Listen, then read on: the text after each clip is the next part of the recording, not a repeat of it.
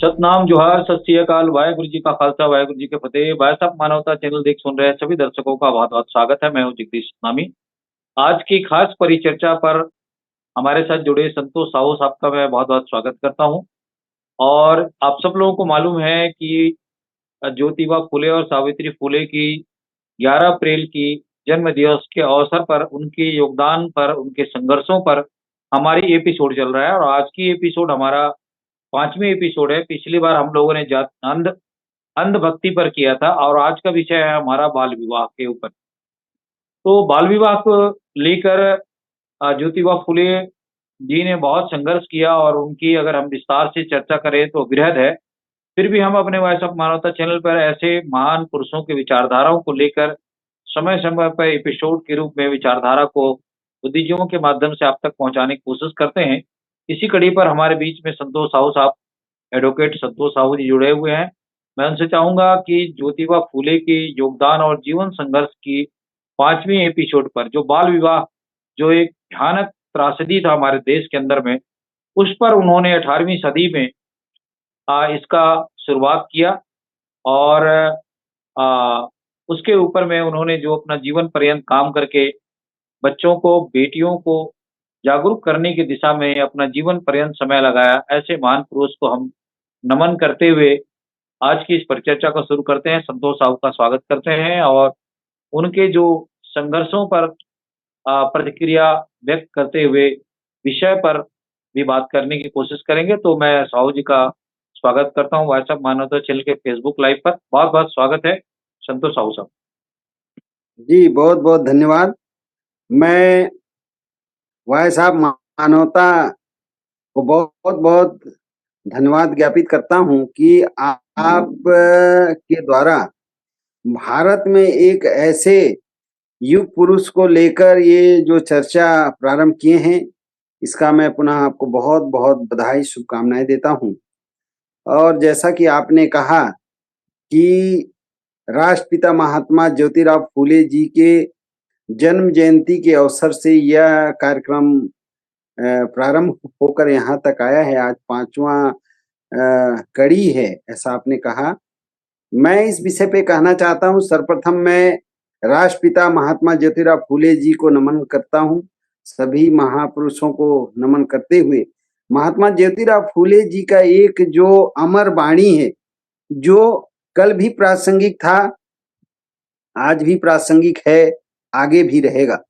उन्होंने अपने शब्दों में जो कहा था, विद्या बिन मति गई, विद्या बिन मति गई, मति बिन नीति गई, मति बिन नीति गई, नीति बिन गति गई, नीति बिन गति गई, गति बिन धन गया, धन बिन शूद्र पतित हुए। इतना घोर अनर्थ मात्र अविद्या के कारण ही हुआ। महात्मा ज्योतिराव फूले, उन्होंने इन पंक्तियों में जो बातें लिखी हैं, वो भारत के सामाजिक परिस्थितियों का दर्पण है, आईना है।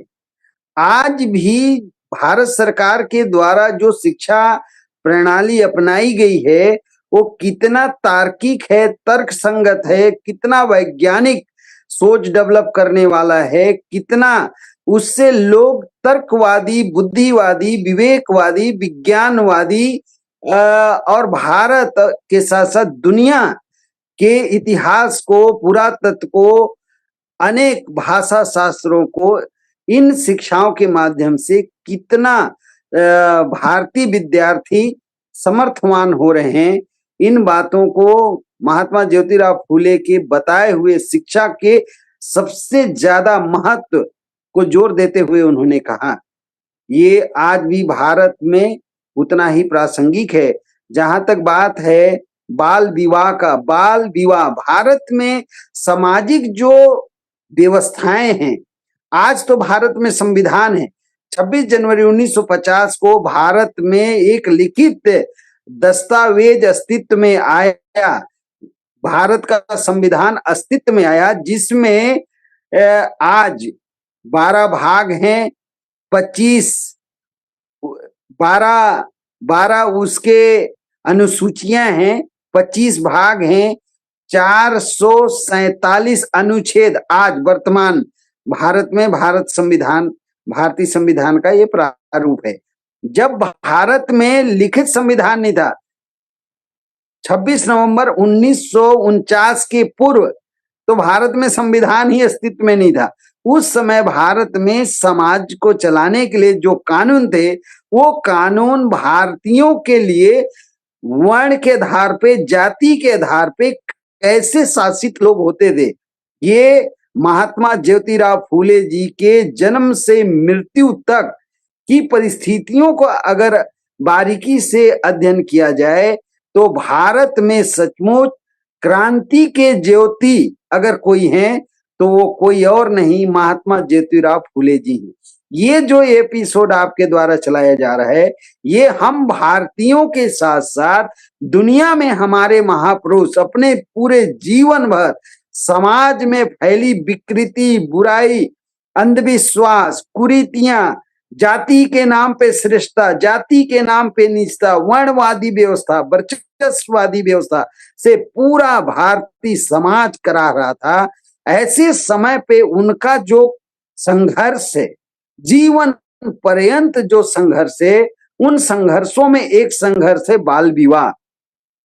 महात्मा ज्योतिराव फूले जी का जो जन्म है वो 1827 है, पर उनके जन्म के समय भारत में शूद्र अति शूद्रों को तो पढ़ने का ही अधिकार नहीं था। जो पढ़ाने वाले अध्यापक होते थे, गुरु, वो एक जाति ब्राह्मण थे। अब ब्राह्मण शूद्र अति शूद्रों को जहां पाठशाला या गुरुकुल होता था वहां उनका आना ही निषेध था, वर्जित था। जब विद्यार्थी उस जगह पे पहुंच ही नहीं पाता था तो पढ़ेगा कहां से, और जब पढ़ेगा ही नहीं तो वो जन्म कब लिया, किस तारीख को लिया, उसको क्या पता। पर ये सत्य है कि 1827 को महात्मा ज्योतिराव फूले जी का जन्म है, पर आज जो स्थापित तारीख है वो है 11 अप्रैल, ये माना जाता है। उस समय महात्मा ज्योतिराव फूले का ही विवाह 13 वर्ष की अल्पायु में हुआ था।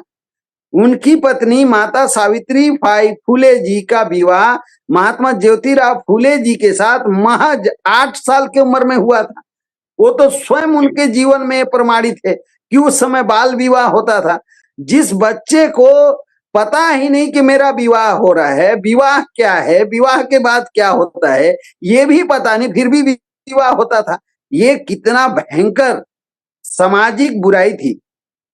इसके विरोध में उस समय जब समस्त कानूनों का स्रोत ब्राह्मणी व्यवस्था के अधीन था, वही धर्म सत्ता को चलाते थे, वही कानून बनाने वाले लोग, वही शिक्षा देने वाले लोग, सब कुछ एक जाति ब्राह्मणों के हाथ में ही समस्त जो ताकत की स्रोत है वो उनके हाथ में था। उस समय महात्मा ज्योतिराव फूले का चेतनशील होना एक युगांतकारी घटना है, मील का पत्थर साबित हुआ। मैं आपके एपिसोड के माध्यम से एक बात और कहना चाहता हूं, महात्मा ज्योतिराव फूले एक नहीं अनगिनत ऐसे कार्य किए हैं। जैसा आपने कहा कि एक एक बिंदु पे बिंदुवार चर्चा आपके द्वारा कराया जा रहा है, पर मैं उस समय उनका जो पारिवारिक पृष्ठभूमि को मैं थोड़ा सा बताना चाहता हूं कि महात्मा ज्योतिराव फूले का जो पारिवारिक पृष्ठभूमि है वो कैसा है। महात्मा ज्योतिराव फूले का जो परिवार है वो जिस समय ये सारा चीज हुआ वो पूना में पेशवा साम्राज्य कहें या ब्राह्मणी राज सत्ता अपने चरम पर थी जब उनका जन्म हुआ। पूना की यह ब्राह्मणी पेशवाओं की राज सत्ता ब्राह्मणों के अतिरिक्त किसी गैर ब्राह्मण को मनुष्य ही नहीं मानती थी। उन्होंने जो किसान का कोड़ा है उसमें भी उन्होंने लिखा है, उन्होंने तो अपने हाथों से ही सारा चीज लिख के गया है। मैं ये कहना चाहता हूं, पेशवाओं के राज में ज्योतिबा फूले के पूर्वज जो थे वो सतारा जिले के कटगुड़ गांव में रहते थे। जो उनका पैतृक गांव है वो सतारा जिला वर्तमान कटगुड़ गांव के रहने वाले थे। उनका कुल नाम गोन्हे था, जो फूले आज है, पर मूलतः वो गोन्हे थे। और जाति व्यवस्था के अनुसार वे माली जाति के थे, जो शूद्र वर्ण में आते थे। उनके पूर्वज छोटा मोटा धंधा करके अपना भरण पोषण करते थे। ब्राह्मणी धर्म ग्रंथ मनु स्मृति के अनुसार शूद्रों के पास धन एकत्र हो जाए तो पेशवा राज में ब्राह्मण उसे हरण कर सकते थे, उनको अधिकार था। इन्हीं बातों को लेके उनके दादा परदादा जी, महात्मा ज्योतिराव फुले के परदादा जी से वहां के कुलकर्णी ब्राह्मण जो पटवारी थे, उनसे विवाद हो गया और वो उनके जायदाद को हड़पना चाहते थे। और अंततः वो बड़ा हृदय विदारक घटना घटी। महात्मा ज्योतिराव फुले जी के परदादा जी और जो कुलकर्णी ब्राह्मण जो पटवारी थे, उनमें आपस में लड़ाई हुई और उनके द्वारा हत्या हो गया और वो छोड़ के पूना चले गए। और पूना जाने के बाद वो एक गांव में रह गए और उनका बेटा भी बाद में जो सेठीबा था वो भी जाके बस गए। उनके 3 बेटे थे। ऐसा उनका पारिवारिक पृष्ठभूमि है, बड़ा संघर्षशील। लेकिन पूना का जो पेशवा जो लोग रहे, उनके यहाँ फूल देने का काम करने लगे, खेती बाड़ी, भेड़ चराना, फूल देना। फूल देने के कारण उनका नाम गोन्हे से फूले पड़ गया। ऐसा उनका पारिवारिक पृष्ठभूमि है। बड़ा उथल पुथल इतिहास से भरा। उनको जानना भारतीयों के लिए जरूरी है। ये किसी जाति के विरोध का बात नहीं, किसी वर्ण के विरोध का बात नहीं। ये भारतीय तत्समय 1827 के आसपास भारतीय समाज का कैसी परिस्थिति रही है, उसका बिल्कुल आईने की तरह साफ आप अध्ययन करके समझ सकते हैं। और महात्मा ज्योतिराव फुले के बारे में तो सर्वविदित है कि वो जब 21 वर्ष के हुए, एक बार बचपन में पढ़ने गए, पर पेशवाओं के जमाने में ब्राह्मणों ने उनके पिताजी को कहा कि आपका लड़का अच्छा है, खेती बाड़ी करे, आपका भरण पोषण अच्छा होगा, कहाँ इसको ये पढ़ाई लिखाई में आप ढकेल दिए हो। तो वो बाद में बच्चे को विद्यालय से वापस बुला लिए, खेती बाड़ी में लगा दिए। बाद में एक जो मुस्लिम थे, उनके खेत के बगल में उनका खेत था, वो उनके पिताजी को समझाया कि आपका बेटा बड़ा होनहार है, इसको अंग्रेजी स्कूल में आप डालो, ये पढ़ लिख कर कुछ कर सकता है, इसकी प्रतिभा विलक्षण है।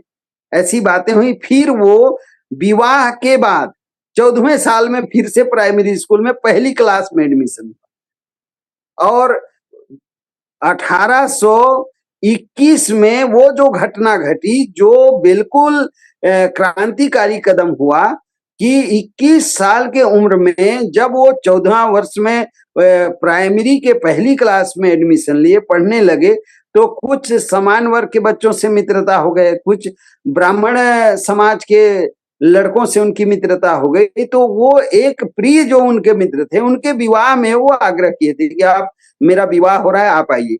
उसमें गए। बारात में क्या हुआ ये सर्वविदित है, पूरा देश अब जानने लगा है कि बारात के दौरान उनको अपमानित करने लगे ब्राह्मण समाज के लोग कि ये शूद्र हम ब्राह्मण के साथ कैसे चल सकता है, इसको किसने बुला लिया, हमारा ब्राह्मणत्व तो क्या आज ही समाप्त हो जाएगा।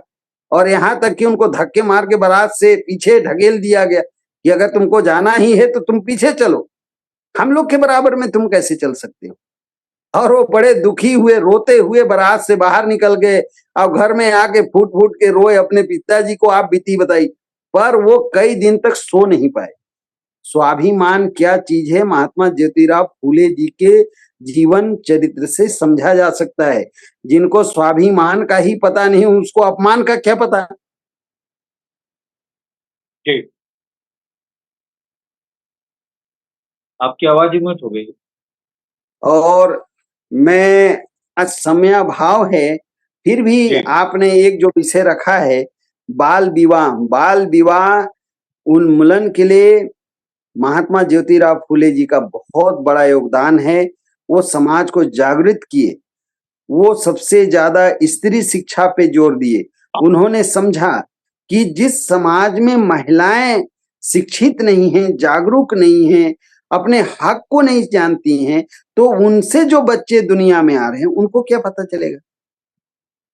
और जी, वो उस जमाने में जहां शूद्र अति शूद्रों के लिए शिक्षा एक सपना था, सपने की तरह थी। शिक्षित होना तो बहुत दूर की बात थी और ये कोई बहुत पुराना घटना नहीं है। 1827 से अभी 2024 चल रहा है, कितना साल हुआ है? मुश्किल से 200 साल के अंदर की बात है। उस समय भारत का ये परिस्थिति था। तो महामानव भारत रत्न ज्ञान के प्रतीक डॉक्टर बाबा साहब भीमराव अम्बेडकर जी ने भी एक बात कहा कि जो समाज अपना इतिहास नहीं जानता है, वो बाद में मुर्दा ढोने का काम करता है। जो समाज अपना इतिहास नहीं जानता, वो समाज अपना इतिहास भी नहीं बना सकता है। कितनी बड़ी बड़ी बातें अपने जीवन के संघर्ष से लोगों ने कहा है, उसको हम भारतीयों को बहुत समझने की जरूरत है। महात्मा ज्योतिराव फुले का जब अपमान हुआ तो उन्होंने अपने ब्राह्मण मित्र को या ब्राह्मण समाज को उन्होंने कुछ भी नहीं कहा। वो कहे कि मेरा अपमान हुआ है, एक व्यवस्था का कारण है, सामाजिक व्यवस्था का परिणाम के कारण मेरा अपमान हुआ, पर मैं अब मेरे जैसा अब भारत में किसी शूद्र अति शूद्र को अपमानित ना होना पड़े, इसके लिए मैं अपनी जान की बाजी लगा दूंगा, जीवन भर संघर्ष करूंगा। और इसका मैं ये जो समाज में ऊंच नीच का जो कोढ़पन है, इसको मैं जड़ से उखाड़ फेंकूंगा।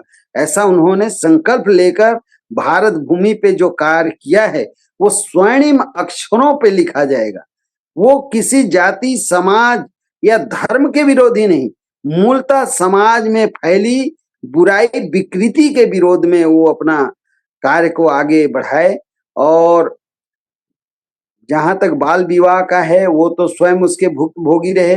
वो चाहते थे, उस समय की जो सामाजिक बंदिशें थी, यहाँ तक कि 8 साल 9 साल की बच्चियों का शादी हो जाना, 11 साल तो बहुत ही ज्यादा उम्र हो गया। कितने लंबा इसका संघर्ष हुआ, तो आज हमारे देश में हमारी बहन बेटियां आज कानूनन जो उम्र का बंदिश है, वो भारतीय संविधान का जो जो नीति निर्धारण है कि एक स्वस्थ समाज का उदय कैसे होगा, उम्र का क्या क्या बंधन रखा जाए, ये तो वर्तमान भारत की परिस्थितियां हैं। पर आधुनिक भारत के जो जनक हैं महात्मा ज्योतिराव फुले, उनके द्वारा बहुत सारे कार्य में से एक बाल विवाह उन्मूलन का कार्य है। उसको बहुत विस्तार से चर्चा करने की बात है। कई घटनाएं महाराष्ट्र स्टेट के अंदर घटी। अंग्रेजों को उन्होंने कहा कि ये बच्चों का जो विवाह हो रहा है, इसके ऊपर प्रतिबंध लगाया जाए। वो अंग्रेजों से भी पत्र व्यवहार किए। ऐसे कई महत्वपूर्ण कार्य हैं। जी, बहुत जी। बहुत धन्यवाद।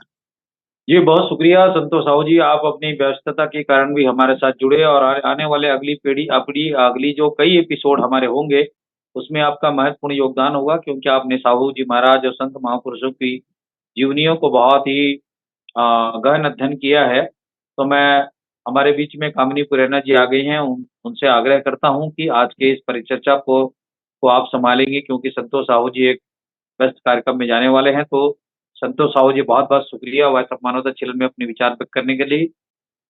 मैं एक सवाल और आपसे ले लेता हूँ कि जिस ढंग से उस समय में जो सामाजिक व्यवस्था थी, आपने कहा भी कि जो व्यवस्था थी वो एक ब्राह्मणीकरण व्यवस्था थी और मनुस्मृति का उस समय बोलबाला था। ऐसे परिस्थितियों में जो सावित्री फुले और ज्योतिबा फुले का जो दंपत्ति है, जो पहला संघर्ष किए, इस संघर्ष को लेकर जब पढ़ लिख करके बाबा साहब अम्बेडकर देश विदेश से जब पूरे दुनिया का ज्ञान का अध्ययन करके आए, तो उन्होंने ज्योतिबा फुले और सावित्री बाई फुले की जो संघर्ष को भी उन्होंने पढ़ा और उनको वो अपना आदर्श मानते थे।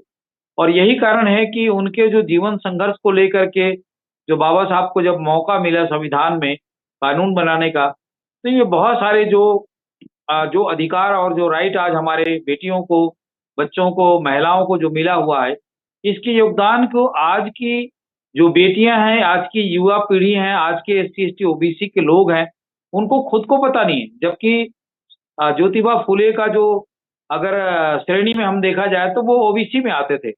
और आज ओबीसी समाज की परिस्थिति को आप देखें कि अंग्रेजों के जमाने में जो सेंसेक्स हुआ था, उसके बाद में कभी उनका सेंसेक्स हुआ भी नहीं। ये लंबी बातें हैं और कामिनी पुराना जी आ गई हैं, तो मैं चाहूंगा कि आ, कम शब्दों में मैं जो मेरा सवाल है उसको आप पूरी कर दें, उसके बाद में हम कामिनी पुराना जी को लेंगे। साहू जी, इस पर आपका क्या कहना है? जी, आपने मनुस्मृति का जिक्र किया। राष्ट्रपिता महात्मा ज्योतिराव फुले जी का एक कहना था मनुस्मृति को लेकर कि अब तुम्हें, उन्होंने लिखा, अब तुम्हें पीछे हटने की जरूरत नहीं, अब तुम्हें पीछे हटने की जरूरत नहीं। नकारो मनुवाद को, नकारो मनुवाद को, शिक्षा पाते ही, शिक्षा पाते ही पाएंगे उस सुख को, मानो मेरी बात को। ये महात्मा जी ज्योतिराव फुले जी ने कहा कि हमारे पढ़ने लिखने के दरवाजे अंग्रेजों ने खोला है, हमें पढ़ लिख कर ज्ञान और विज्ञान को समझना है। हमारी गुलामी का जो जड़ है वो ब्राह्मणी धर्म शास्त्रों पे है, उसको पढ़ो समझो। और उन्होंने मनुस्मृति को भली भांति पढ़कर समझा, जाना, और हमारे समस्त जो मुसीबतें हैं उसके जड़ में मनुस्मृति है। उन्होंने ये घोषित किया और उन्होंने ऐलान किया कि हम मनुस्मृति का बहिष्कार करते हैं। वो समाज के प्रथम ऐसे क्रांतिकारक, क्रांतिकारी युग पुरुष हुए जो क्रांति का बीज डाले। आज भारत में जितने भी तरह की क्रांति आपको दिखाई पड़ रही है, उन सभी क्रांति का बीज कोई और नहीं, महात्मा ज्योतिराव फुले जी ने डाला है। जी, मैं इस विषय पे इतना कहना चाहता जी, हूँ। बहुत धन्यवाद। शुक्रिया संतोष साहू जी। हमारे बीच में कवित्री कामिनी पुराना जी आ गई है। काफी दिनों बाद हमारे सब मुलाकात हो रही है हमारे चैनल में, तो मैं बहुत बहुत स्वागत करता हूँ कामिनी जी को। और वो एक कवि होने के नाते एक महिला भी हैं। और ज्योतिबा फुले और सावित्री बाई फुले का जो योगदान है, 200-250 साल पहले 18वीं सदी में जो संघर्ष यात्रा सावित्री बाई और ज्योतिबा फुले ने किया अपने दोनों आ, मिल करके, वो एक बहुत बड़ा मिसाल है हमारे भारतवर्ष की भूमि पर। तो मैं चाहूंगा कि आज की इस महत्वपूर्ण टॉपिक पर जो हम एक एपिसोड के रूप में उनके विचारों को रखने की कोशिश की है अपने चैनल में, मुझे लगता है कि आज तक के इतिहास में किसी भी मेन स्ट्रीम की मीडिया ने, ना ही सोशल मीडिया ने, ज्योतिबा फुले और सावित्री बाई फुले की जीवनी को लेकर, उनके योगदान को लेकर किसी ने बिंदुवार कोई टॉपिक नहीं चलाया है। और हम लोगों ने इसका बीड़ा उठाया है कि उनके एक एक बिंदुओं पर विस्तार से चर्चा की जाए, ताकि जन जन तक उनके विचारों को हम आज की परिस्थिति में ले जा सकें और ऐतिहासिक काम कर सकें। तो मैं कामिनी जी का स्वागत करता हूं और उनकी इस महत्वपूर्ण विषय पर आज बहुत तैयारी करके मुझे लगता है आई होंगी, तो अपने कविता के माध्यम से आज की इस महत्वपूर्ण विषय पर अपनी बात रखेंगे। कामिनी पुरेरा जी, सतनाम। और जी जी, मैं चाहूंगा कि जी आपने सही कहा सर कि वाकई दोनों का महत्वपूर्ण स्थान है। मानवता चैनल पर जुड़े हुए श्रोताओं, दर्शकों, आयोजक मंडल, पटल पर उपस्थित संत भाइयों एवं बहनों को सादर नमन, जय सतनाम। मैं श्रीमती कामिनी पुरेना, भिलाई नगर, छत्तीसगढ़ से। मैं अपनी रचना के माध्यम से 2 लाइन उनके लिए कहना जी चाहती हूँ। प्रथम जी जी शिक्षिका के रूप में, प्रथम शिक्षिका के रूप में सावित्री बाई फुले आपको सत-सत नमन है। प्रथम शिक्षिका के रूप में सावित्री बाई फुले आपको सत-सत नमन है। हमें अपनी शिक्षा से शिक्षित करने वाली, हमें अपनी शिक्षा से शिक्षित करने वाले आपको बारंबार चरण वंदन है, आपको बारंबार वंदन है। मैं उनकी जीवनी पर प्रकाश डालना चाहूंगी सर कि उनका जन्म कहाँ हुआ, कैसे हुआ। तो सावित्री बाई फुले का जन्म 3 जनवरी 1831 को हुआ था। उनके पिता का नाम खंडोजी और नैसेवे और माता का नाम लक्ष्मीबाई था। सावित्री बाई फुले का विवाह 1831 में ज्योतिबा फुले से हुआ। सावित्री बाई फुले भारत के पहले बालिका विद्यालय की पहली प्रिंसिपल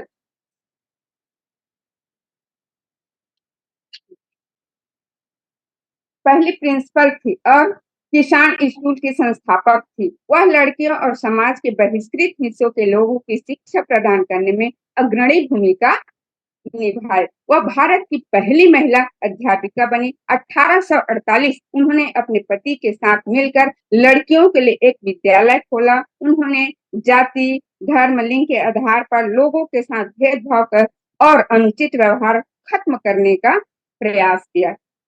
उस समय लड़कियों को पढ़ने लिखने का, शिक्षा का अधिकार नहीं था। उन पर पाबंदी लगाया जाता था। वह ऐसा दौर था जब 12-13 वर्ष की उम्र में ही लड़कियों की शादी उम्र-दराज लड़कों से, पुरुषों से कर दी जाती थी। इसलिए कई किशोरावस्था में ही विधवा हो जाती थी। गर्भवती विधवाओं का और भी अधिक अपमानित होना पड़ता था।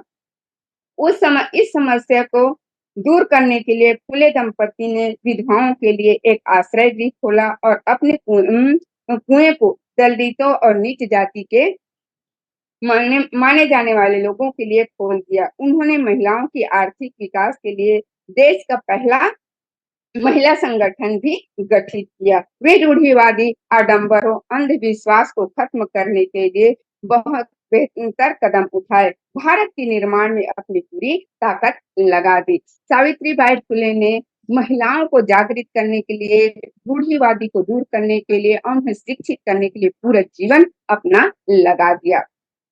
कहते हैं शिक्षा व्यक्ति के व्यक्तित्व का विकास नहीं करती, बल्कि उन्हें पुरातन व रूढ़ मान्यताओं को गहरे भंवर से निकालकर प्रकाश की ओर ले जाती है।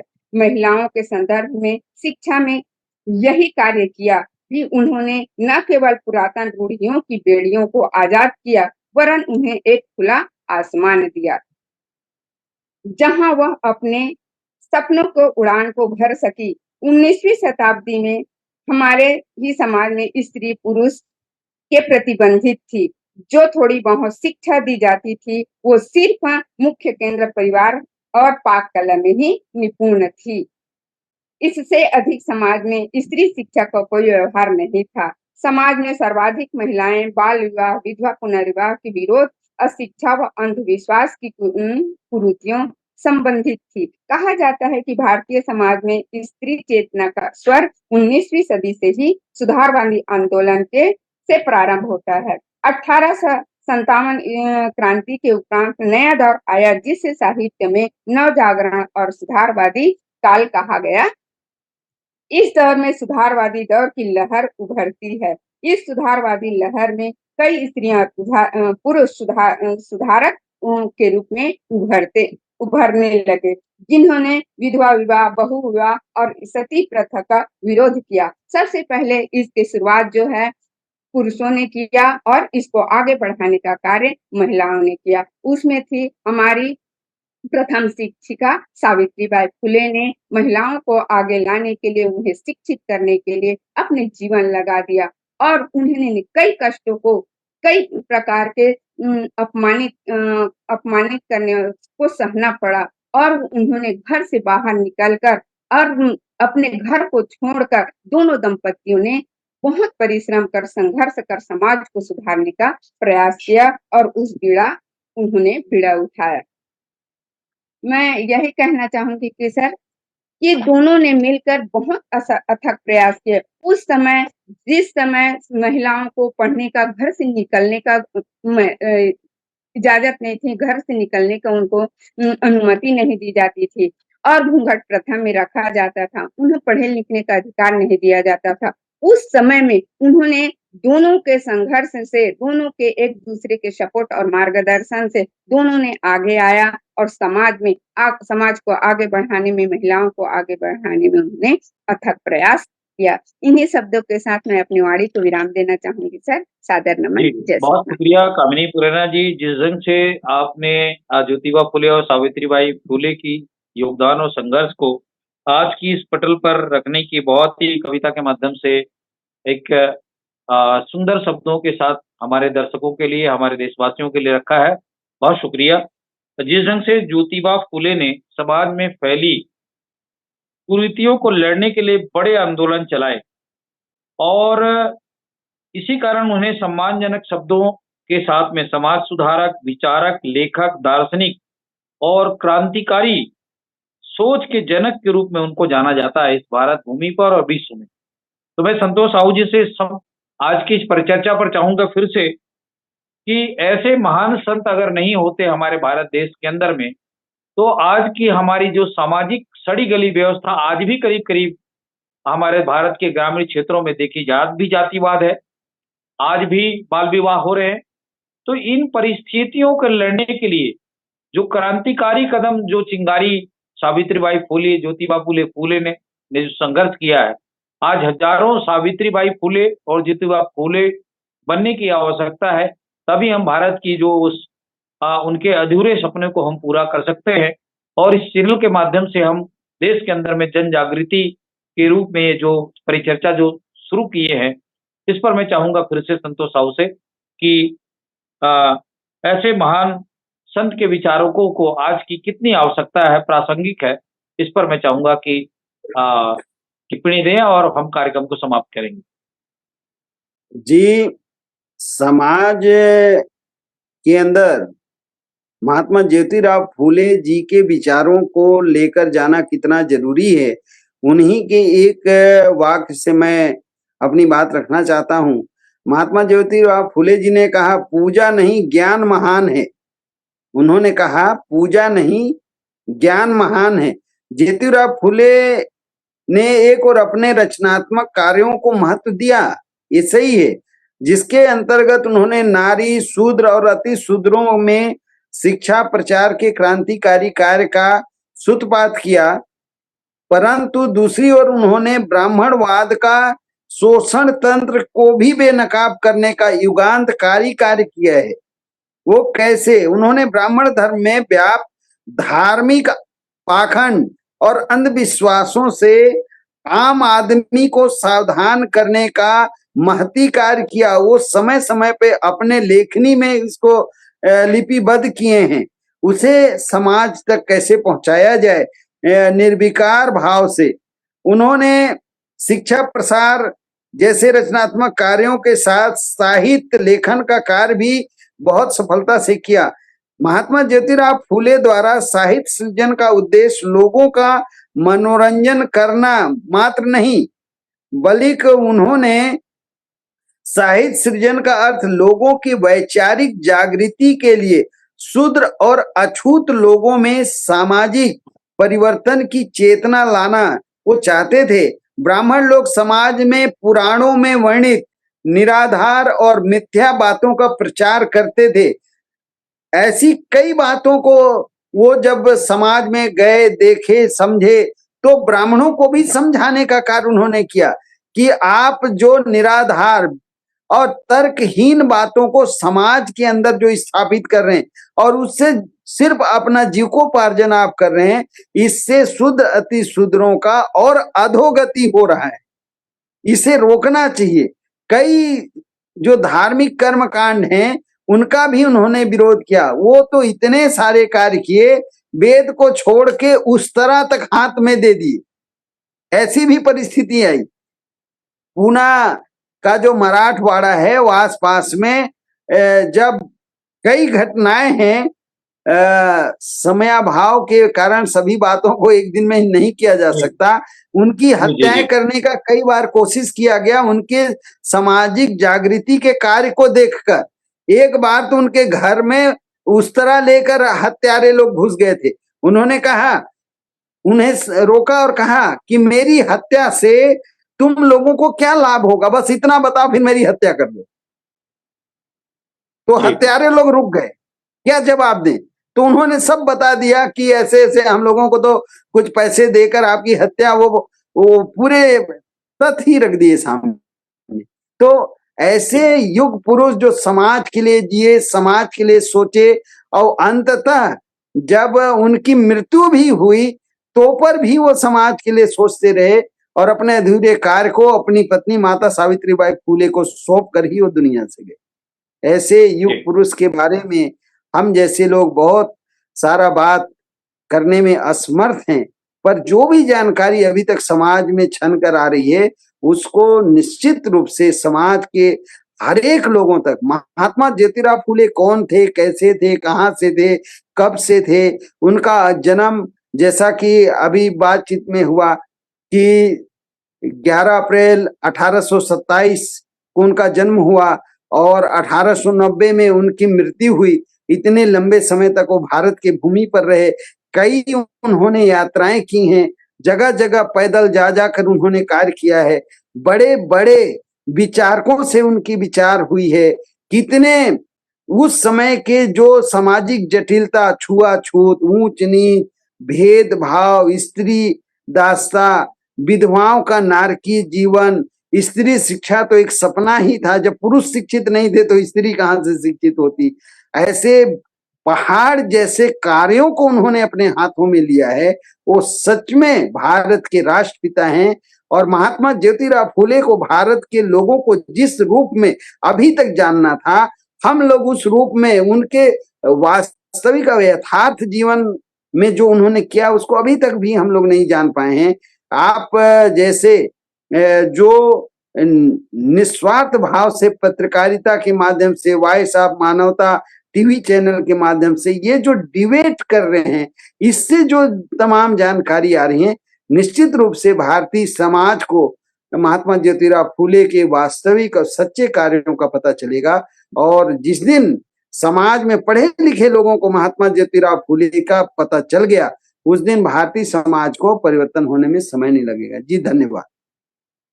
जी, बहुत बहुत शुक्रिया संतोष साहू जी, आज की इस महत्वपूर्ण परिचर्चा पर आपने कीमती समय निकाल करके अपने विचार रखे, उसके लिए बहुत बहुत शुक्रिया।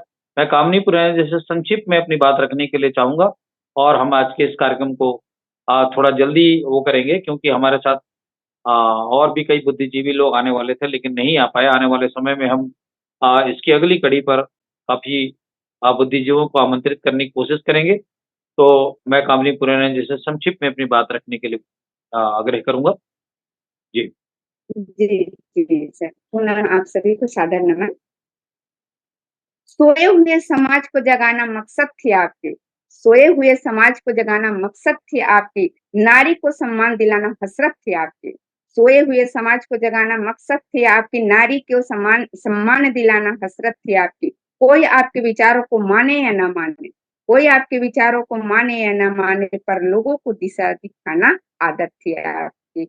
कोई आपके विचारों को माने या ना माने, पर लोगों को दिशा दिलाना आदत थी आपकी। ऐसे विचार रखने वाली हमारी सावित्रीबाई फुले ने कहा कि औरों लिए कुछ ऐसा करें, औरों के लिए कुछ ऐसा करें कि मुस्कान रहे तुम्हारे नाम के, औरों के लिए कुछ ऐसा करें कि मुस्कान रहे तुम्हारे नाम के, कामयाबी की बुलंदी पर इतना चढ़ी।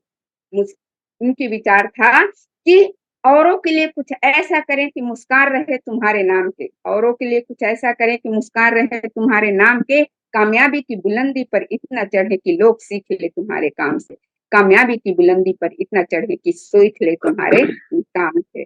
डर डर के जीना इंसान को कमजोर बनाता है, डर डर के जीना इंसान को कमजोर बनाता है, और डरा हुआ इंसान मुश्किल घड़ी में हार मान जाता है, डरा हुआ इंसान मुश्किल घड़ी में हार मान जाता है। कौन कहता है नारियों में दम नहीं, कौन कहता है नारियों में दम नहीं, मौका देकर तो देखिए मर जाएंगे वतन पर हम भी किसी से कम नहीं। कौन कहता है नारियों में दम नहीं, कौन कहता है नारियों में साहस नहीं, तूने रानी लक्ष्मीबाई कल्पना चावला को ठीक से देखा नहीं, उनकी वीरता उनकी साहसिकता को देख पाते तो नारियों का मजाक उड़ाते नहीं, हमारी प्रेम त्याग समर्पण को हमारी कमजोरी समझने का भूल करते नहीं। मैं अपनी रचना के माध्यम से उनके विचार को व्यक्त की हूँ सर। अब मैं ज्योतिराव फुले को 2 लाइन कहना चाहूंगी कि महात्मा ज्योतिराव फुले उन्होंने भारत के इस सामाजिक आंदोलन से महाराष्ट्र में नई दिशा दी। उन्होंने वर्ण व्यवस्था और जाति संस्था से शोषण की व्यवस्था, और जब तक उनकी पूरी तरह से खत्म नहीं होता तब तक एक समाज को निर्मित असंभव ऐसी स्पष्ट भूमिका रखी। ऐसी भूमिका लेने वाले वो पहले भारतीय थे। जाति व्यवस्था निर्मूलन की कल्पना की और आंदोलन के लिए उसी वजह से वो जनक साबित हुए। महात्मा फुले अंग्रेजी राज के बारे में एक सकारात्मक दृष्टिकोण रखते थे, क्योंकि अंग्रेजी राज की वजह से भारत में न्याय और सामाजिक समानता के नए बीज बोए जा रहे थे। दूसरे के सम आदर्श रखने के लिए उन्होंने खुद के घर में दरवाजे सभी जाति तथा वर्गों के लोगों के लिए हमेशा खुले रखे। ज्योतिबा फुले मैट्रिक पास थे और उनके घर में घर वाले चाहते कि वो अच्छे वेतन पर सरकारी नौकरी पर काम करे, लेकिन फूले ने अपना सारा जीवन दलितों की सेवा में बिताने का निश्चय किया था। उन दिनों स्त्रियों की स्थिति बहुत खराब थी, क्योंकि घर के कामों तक ही उनका दायरा था। उस समय पढ़ने लिखने का सवाल ही नहीं उठता था। दुर्भाग्य से विधवा हो जाती तो उनके साथ बड़ा अमान्य होता था। तब उन्होंने सोचा कि यदि भावी पीढ़ी का निर्माण करने वाली माताएं ही अंधकार में डूबी जी रहेंगी तो देश का क्या होगा, और उन्होंने माताओं को पढ़ने पर जोर दिया। उनका विचार था वास्तविक उन्नति नहीं हो सकती जब तक बच्चा बच्चा जाति जाति के बंधनों से मुक्त नहीं हो जाता। उन्होंने नए युवकों को आह्वान किया और वे समाज की संस्कृति को सामाजिक बुराइयों तथा अशिक्षा मुक्त करने और एक सुंदर सुदृढ़ समाज का निर्माण करें। मनुष्य के लिए समाज सेवा से बढ़कर कोई धर्म नहीं होता। इससे अच्छी सेवा ईश्वर की सेवा नहीं होती। इस जी प्रकार उन्होंने समाज को दिशा निर्देश दिया और समाज के लिए को योगदान दिया। इन्हीं जी शब्दों के साथ अपनी वाणी को विराम देना चाहूंगी। सर सादर नमन। जय श्री राम। जी, बहुत-बहुत शुक्रिया आप दोनों मेहमानों का, संतोष साहू जी का। आपने कीमती समय निकाल करके आज की इस महत्वपूर्ण परिचर्चा पर अपने विचार व्यक्त किए। आने वाले फिर से 6वें एपिसोड पर हम फिर हाजिर होंगे। तब तक के आज के इस कार्यक्रम को समाप्त करने से पहले दर्शकों से गुजारिश करूँ जी, संतोष साहू साहब जी लास्ट में। जी, जी, मैं आखिरी में एक बात कहना चाहता हूँ, महात्मा ज्योतिराव फूले के बारे में जो क्रांति की बात की जाती है कि ये बात अगर छानबीन किया जाए कि सच में कौन आदमी क्रांतिकारी है, कौन नहीं है, कौन क्या है, तो सच्चे अर्थों में महात्मा ज्योतिराव फूले क्रांतिकारी थे। उनके पिताजी का देहांत जब हुआ, उनके हित कुटुंब समाज सगा जो जाति के लोग थे, उन्होंने इतना दबाव बनाया कि आप अपने पिताजी का जो आखिरी कर्मकांड है वो परंपराओं के हिसाब से करें, पर उन्होंने नकारा। ना तो वो मुंडन कराए, ना पिंडदान दिए, ना ब्राह्मण भोज कराए, बल्कि उसके जगह पे वो एक क्रांतिकारी कदम रखे, दिव्यांग जनों को भोजन कराए। आस पास के सुदूर गांव से बुलाकर गरीब जो दिव्यांग थे उनको भोजन कराए, बच्चों को पढ़ने का किताब बांटे, अन्य सामग्री दिए जिससे कि उनका शिक्षा आगे बढ़े। ऐसे कार्य उन्होंने किया। तो आज की इस परिचर्चा को हम यहीं समाप्त करने से पहले आज के इस कार्यक्रम के प्रायोजक मेघराज सिंह जी का, जसवीर भाटिया साहब का, कृपाल सिंह जी का बहुत-बहुत हम शुक्रिया करते हैं।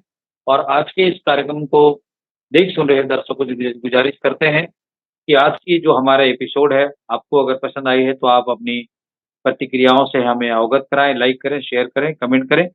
संतोष साहू जी, हमें सुन पा रहे हैं? मुझे लगता है संतोष साहू जी का डिस्कनेक्शन हो गया है। तो आज के इस कार्यक्रम को हम यहीं समाप्त करते हैं। बहुत-बहुत शुक्रिया, धन्यवाद।